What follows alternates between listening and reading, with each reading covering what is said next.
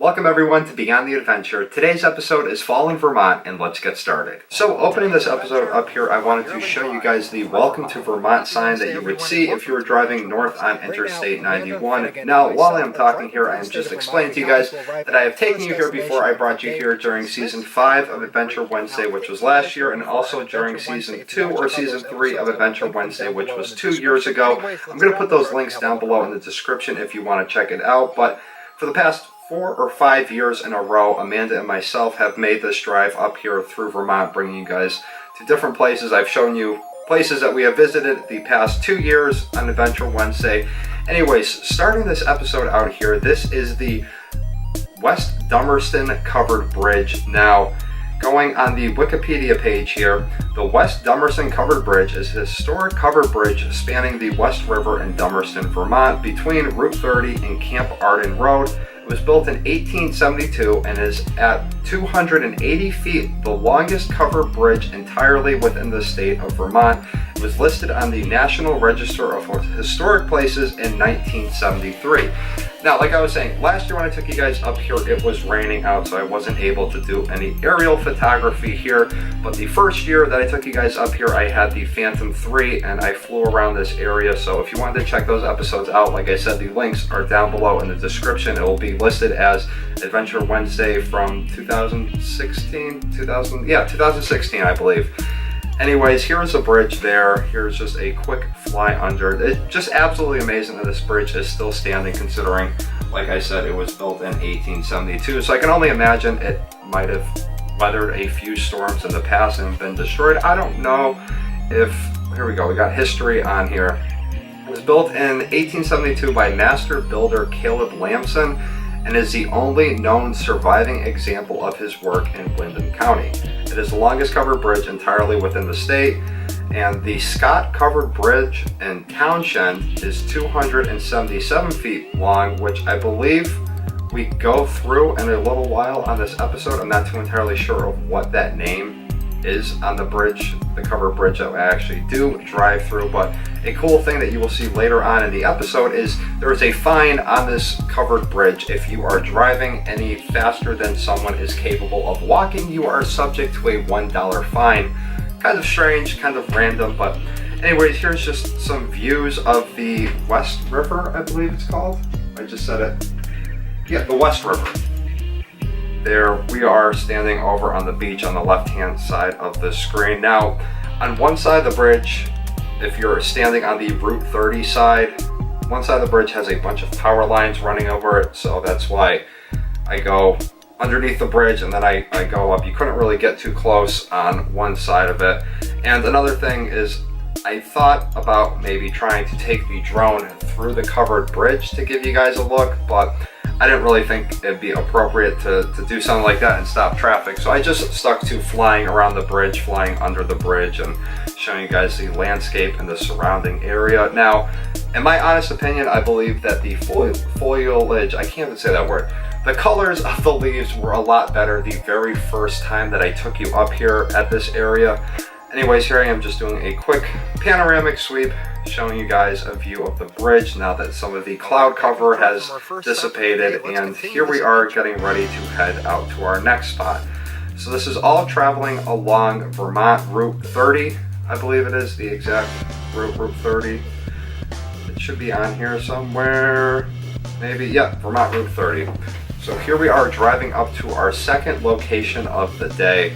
Bunch of very small little rural towns in Vermont. I absolutely love driving through here, just the windiness of the roads. It's very similar to being down south, like in Virginia, West Virginia, South Carolina, you know, Appalachian Mountain type of area there.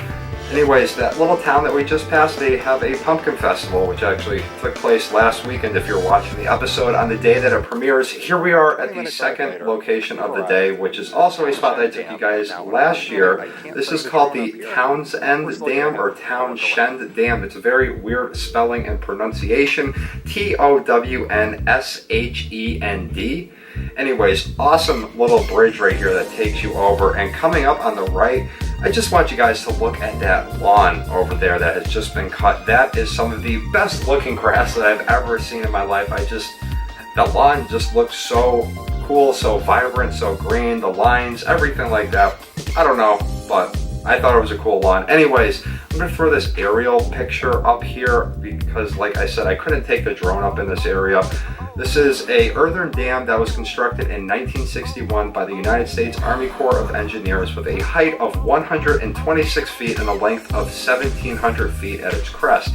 It impounds Vermont's West River, the same river that ran down towards where that Dummerston bridge is located, for flood control and seasonal storm water management. The dam is owned and operated by the Corps of Engineers, and it creates the Townshend Lake with a normal water surface of 95 acres, a maximum storage capacity of 54,300 acre feet, and a normal storage capacity of 800 acre feet. So here we are heading out.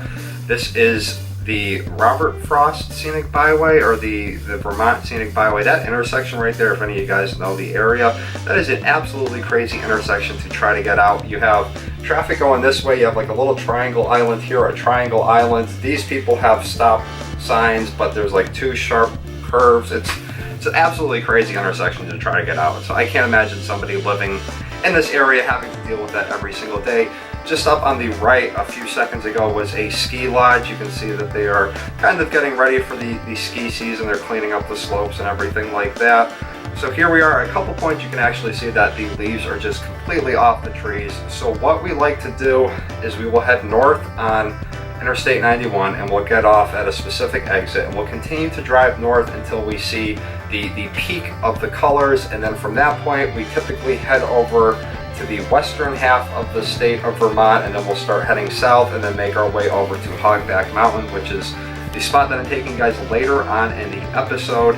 Absolutely amazing place. It's got a 100-mile view at the top of it. There used to be a restaurant there when I was a little kid, and then we used to go up there when my grandparents were alive. They took me up there a couple of times, and now they are in the process, or I think they're already open, but they're opening a new restaurant with a brewery. Here's that bridge I was talking about. $1 fine for going any faster than a person could walk on this bridge, which absolutely crazy. So here we are getting over the bridge right here. Now I believe that if I can go to this page right here with the covered bridges, that looked like the, I just had it on here. The Silk Road, or no, the Henry Covered Bridge. I'm not too entirely sure what the name of the bridge, so I'm not even going to try to guess it. Anyways, here we are heading up to our final spot of the day, and this is all in the Green Mountains National Forest, or the Green Mountains National Forest. Anyways, there was a spot to pull over on the side of the road that I, for some reason, never really saw before driving up here, so I decided to pull over and bring the drone up, and I'm happy I did. I love this shot right here, just the two different shades of water coming over, joining together, all the trees with the colors on the left-hand side of the screen. Here I am flying, and I'm trying to chase the line, the shadow of the clouds as the sun is cresting over this valley right here, going over, and I think at this point is where I hit like 390 feet or 380 feet, and I have it set for 400 feet, so the drone won't go any higher, and I couldn't go any higher, so that's why I got a little close to the trees there, and I decided to turn around and shoot a completely downward facing shot going out and then slowly panning up here. Absolutely love the colors here. It's just, like Amanda said, it's like broccoli. It's like different colored broccoli sticking out of the woods. I don't know. I love fall. Fall is by far probably my favorite season of the year. I mean, just look at this view over here, that mountain off in the distance. I really like this shot right here. I'm kind of upset that it got kind of choppy towards the end, but I was trying to do like a reverse orbital. You know, typically if you were doing an orbital shot, you'd have like a stationary thing and the drone would fly around it, kind of like a vortex, and either go out or go in. So I was trying to stay on a fixed point and have the camera facing on the outward direction. You can see the clouds and the shadow on the mountain from the clouds. This is what I was talking about before, where I was trying to chase them through the valley there, and then I started to get out of range on the drone, out of visual range on the drone. It can definitely fly a lot farther than you can see. So, anyways, we are back in the car here. Now, like I said before in the episode, Finnegan actually joined Amanda and myself to go on this trip through Vermont. We left at about 8 o'clock in the morning, 8:30 in the morning. We got up to Vermont. It was about 10 o'clock or so, and we got back into Massachusetts. It was around 4 o'clock. So Finn did absolutely excellent in the car. He didn't have any accidents or anything like that. He, looked out the window for a lot of the ride. He slept for a lot of the ride too. So got a little bit more confidence now that he will be able to make it on a much longer trip, such as going down south or something like that. His brother and sister, on the other hand, the other boy, Bowie, tends to get car sick. Cora is fine. She's this tiny little dog. I'm gonna have to show you guys. I'll probably do that on Free For All Friday next week, because Free For All Friday for this week is already filmed. I set up the Halloween decorations, so that'll be coming out on Friday. Anyways, here we are though, heading up to the final spot of the day, which is Hogback Mountain.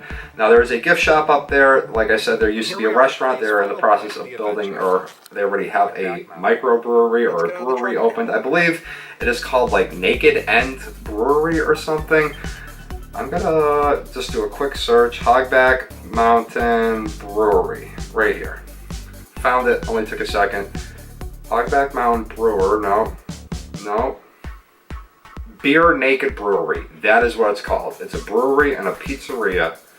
Anyways, here is the view from the top of Hogback Mountain. Now, Hogback Mountain is a mountain in the southern region of Vermont in the United States, in the town of Marlborough, Vermont, just north of Route 9. Its main peak is 2,409 feet. The area is well known for its expansive views from Route 9. Now, it was extremely windy up here this day, as you can see. This is just a short, probably, I think I filmed for maybe 5 minutes here and sped it up with a time-lapse. You can just see how windy it is, and you'll see a clip in a second of a flag flapping around.